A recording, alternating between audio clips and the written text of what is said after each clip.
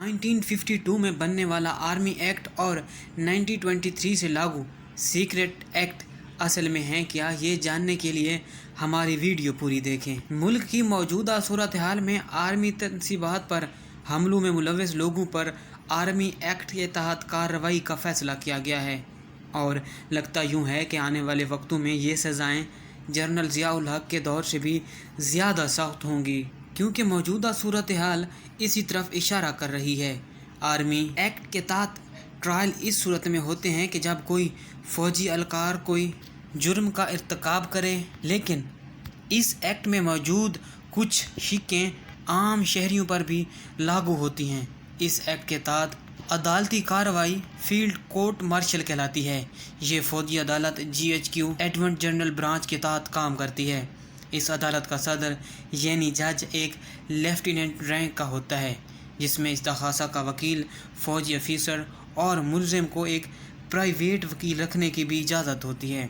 इन अदालतों में होने वाली कार्रवाई के बाद मुलज़िम को अपील का हक़ होता है और इस अपील का हाईएस्ट फोरम आर्मी चीफ होता है।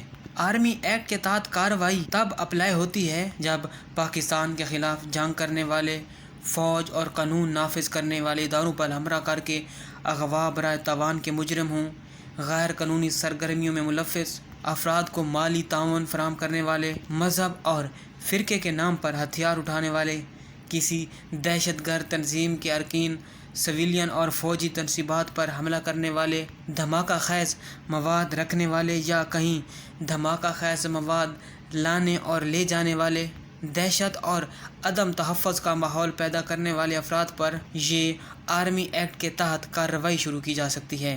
जबकि सीक्रेट एक्ट में कोई अस्करी राज या सेंसिटिव इंफॉर्मेशन को कोई सिविलियन दे जिससे मुल्क को नुकसान हो, या दूसरे फ़ौज के लोगों को हुक्म ना मानने पर उकसाना, या फिर फ़ौज के इदारे के ख़िलाफ़ उकसाना शामिल है। इन चीज़ों में मुलव्वस अफराद आर्मी एक्ट के तहत कार्रवाई का सामना करते हैं। अगर कोई शख्स किसी को फ़ौज की कमान के ख़िलाफ़ बगावत या फसाद बर्पा करने के लिए उकसाए, तरकीब दे या तहरीक चलाए, या इन सब चीज़ों के चलाने का सबब बने, चाहे ये इख्तियाल की तशहीर के ज़रिए भी किया गया हो, मीडिया या सोशल मीडिया के ज़रिए फ़ौजी क़यादत के ख़िलाफ़ उकसाने का तासर भी मिले, तो इस सूरत में भी आर्मी एक्ट लागू होगा। इस सूरत हाल में सबसे पहले FIR कटेगी, फिर गिरफ़्तारी होगी और फिर फ़ौज इनके ख़िलाफ़ मुकदमात चलाएगी। किसी भी सिविलियन को 31D में लाकर इसका कोर्ट मार्शल किया जा सकता है। अगर मिलिट्री कोर्ट्स में जराइम साबित हो जाएं तो 2 से लेकर सज़ाए मौत तक की सज़ाएँ मिलती हैं।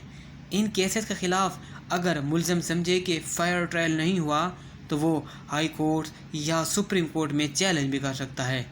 इन सब से प्रोसेस में कि ये केसेस मिलिट्री कोर्ट्स के ज़रिए किए जाएं या सिविलियन कोर्ट्स के, ये सारा अख्तियार वफाकी हुकूमत के पास होता है, लेकिन ये फ़ैसले रियासत करती है और बिल-आखिर रियासत यानी फ़ौज फ़ैसला करती है।